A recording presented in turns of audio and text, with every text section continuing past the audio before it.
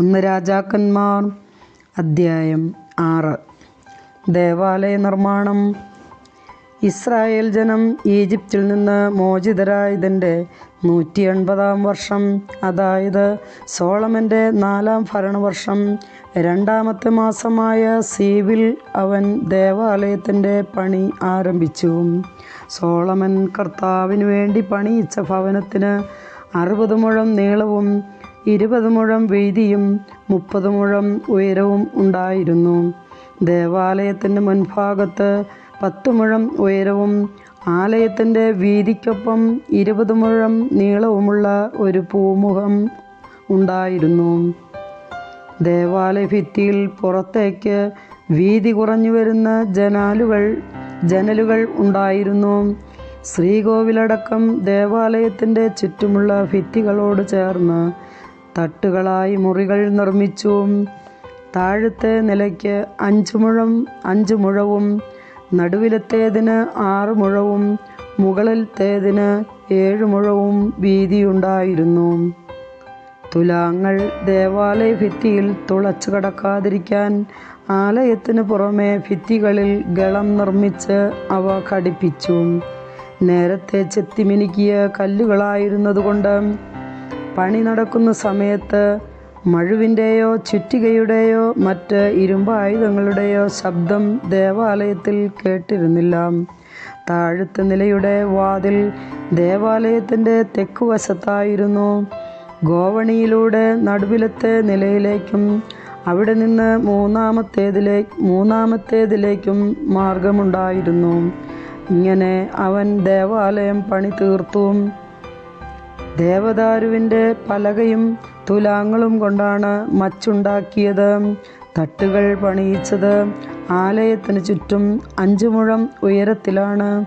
ദേവദാരു തടി കൊണ്ട് അവ ആലയവുമായി ബന്ധിപ്പിച്ചു. സോളമന് കർത്താവിൻ്റെ അരുളപ്പാടുണ്ടായി: നീ എനിക്ക് ഭവനം പണിയുകയാണല്ലോ.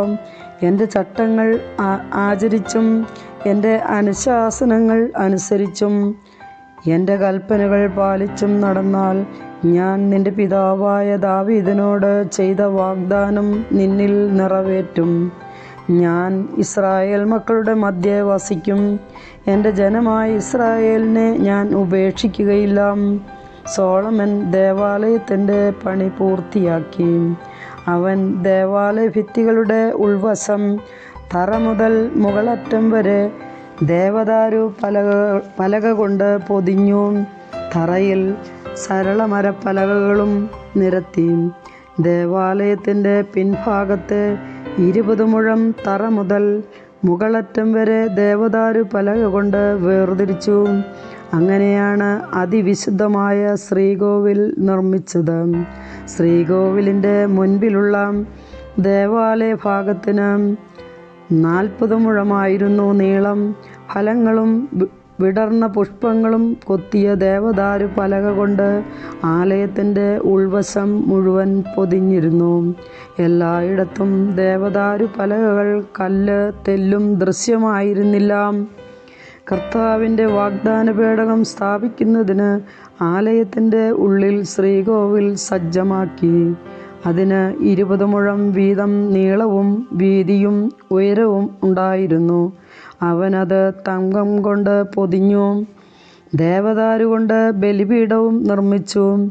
ദേവാലയത്തിൻ്റെ ഉൾവശം തങ്കം കൊണ്ട് പൊതിഞ്ഞ് ശ്രീകോവിലിൻ്റെ മുൻവശത്ത് കുറുകെ സ്വർണ്ണച്ചങ്ങലകൾ ബന്ധിച്ചു. അവിടവും സ്വർണം കൊണ്ട് പൊതിഞ്ഞു. ദേവാലയം മുഴുവൻ സ്വർണം കൊണ്ട് പൊതിഞ്ഞു. ശ്രീകോവിലിൻ്റെ ബലിപീഠവും അവൻ സ്വർണം കൊണ്ട് പൊതിഞ്ഞു. 10 മുഴം ഉയരമുള്ള 2 കെരൂബുകളെ ഒലിവുതടി കൊണ്ട് നിർമ്മിച്ച് അവൻ ശ്രീകോവിലിൽ സ്ഥാപിച്ചു. കെരൂബിൻ്റെ ഇരുചിറകുകൾക്കും 5 മുഴം നീളമുണ്ടായിരുന്നു. ഒരു ചിറകിൻ്റെ അറ്റം മറ്റേ ചിറകിൻ്റെ അറ്റം വരെ ആകെ 10 മുഴം. 2-ാമത്തെ കെരൂബിനും 10 മുഴം. 2 കെരൂബുകളുടെയും വലിപ്പവും രൂപവും ഒന്നുപോലെ തന്നെ. ഒരു കെരൂബിൻ്റെ ഉയരം 10 മുഴം, മറ്റേതും അങ്ങനെ തന്നെ. സോളമൻ കെരൂബുകളെ ശ്രീകോവിൽ സ്ഥാപിച്ചു.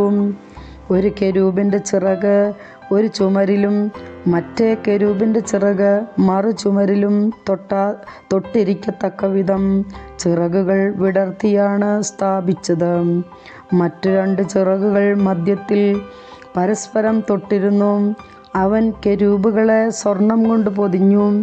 അകത്തും പുറത്തുമുള്ള മുറികളുടെ ഭിത്തികളിൽ കെരൂബുകളും ഈന്തപ്പനകളും വിടർന്ന പുഷ്പങ്ങളും കൊത്തിവെച്ചിരുന്നു. അവയുടെ തറയിൽ സ്വർണം പതിച്ചിരുന്നു. ശ്രീകോവിലിൻ്റെ കതകുകൾ ഒലിവുതടി കൊണ്ട് നിർമ്മിച്ചു.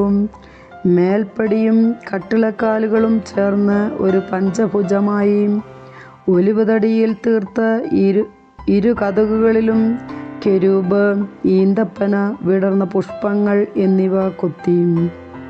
എല്ലാം സ്വർണം കൊണ്ട് പൊതിഞ്ഞു. ദേവാലയത്തിൻ്റെ കവാടത്തിൽ ഒലിവുതടി കൊണ്ട് ചതുരത്തിൽ കട്ടിളയുണ്ടാക്കി.